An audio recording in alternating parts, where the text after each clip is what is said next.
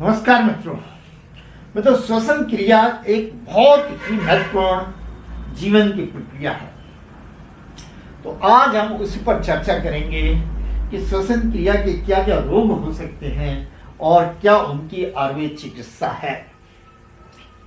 जीवन के 3 आधार स्तंभ प्रक्रियाएं हैं, जिसमें कि श्वसन, रक्त संचार सर्कुलेशन और एक्सक्रीशन यानी कि दूषित पदार्थों को किडनी आदि के द्वारा बाहर निकालना।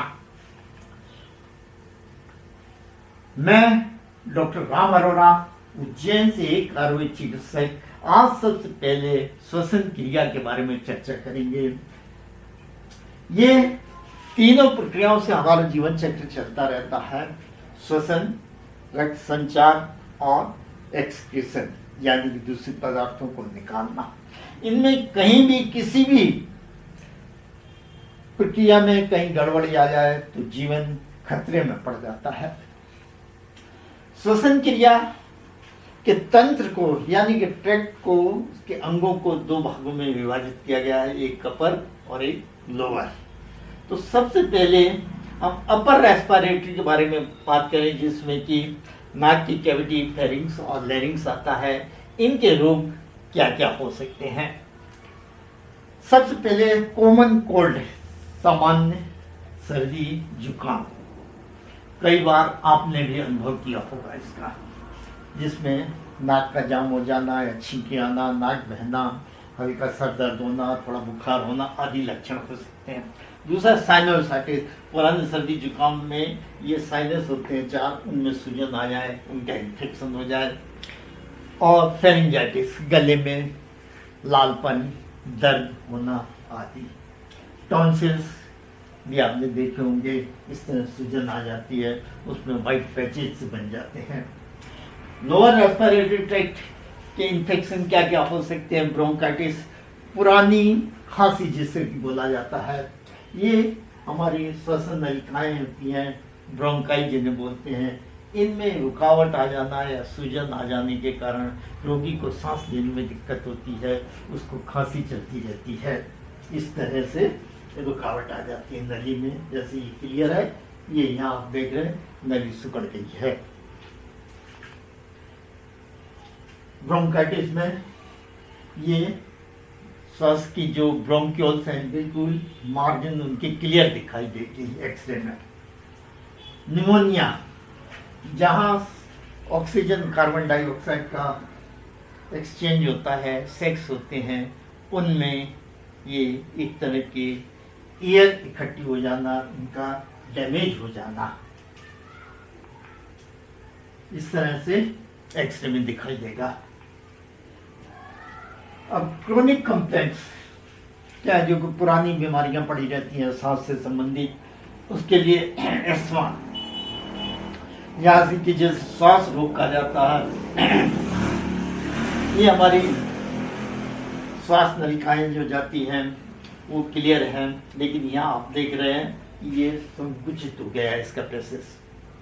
मांसपेशियां आपस में यहाँ रिलैक्स हैं, यहाँ संकुचित हैं, यहाँ म्यूकस इत्यादि, कफ इत्यादि जमा हो गया, जिससे कि रोगी को सांस लेने में दिक्कत आती है।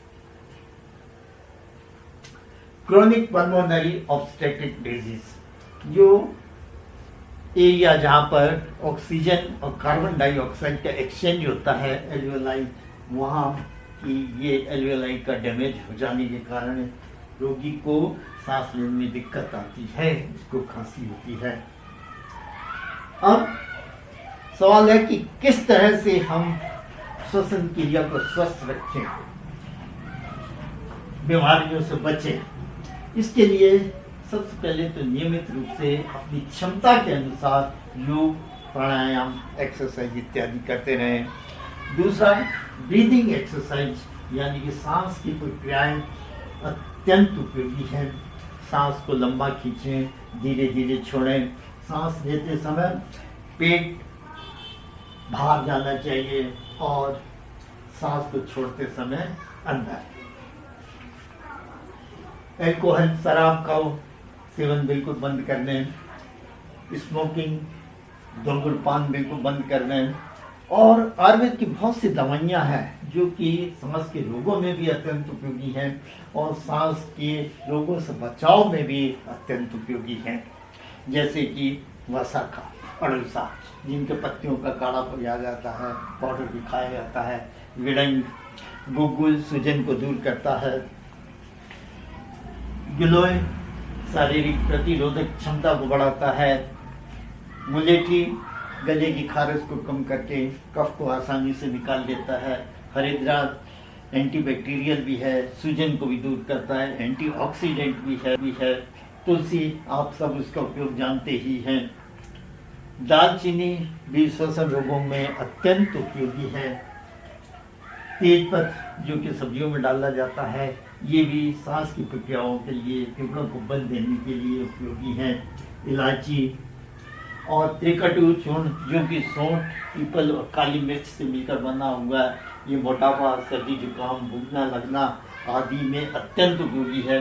अब इसके बाद त्रिफला जो कि हरित की विविध की आमलकी से बनता है, 3 फलों से, और ये एड़ी से लेकर चोटी तक के रोगों में अत्यंत उपयोगी माना जाता है। बचपन से लेकर बुढ़ापे तक के रोगों में और किसी भी सर्दी जुकाम, सर्दी, गर्मी, बरसात में हर समय ये उपयोगी है। एक चमत्कारिक लाभदायक औषधि है ये। इस प्रकार मित्रों, आयुर्वेदिक अमृत है, कृपया इसे आजमाएं और फिर विश्वास करें। ये औषधियाँ आप अपने घर में उपयोग कर सकते हैं या मिक्स करके भी ले सकते हैं 2-4 औषधियों को।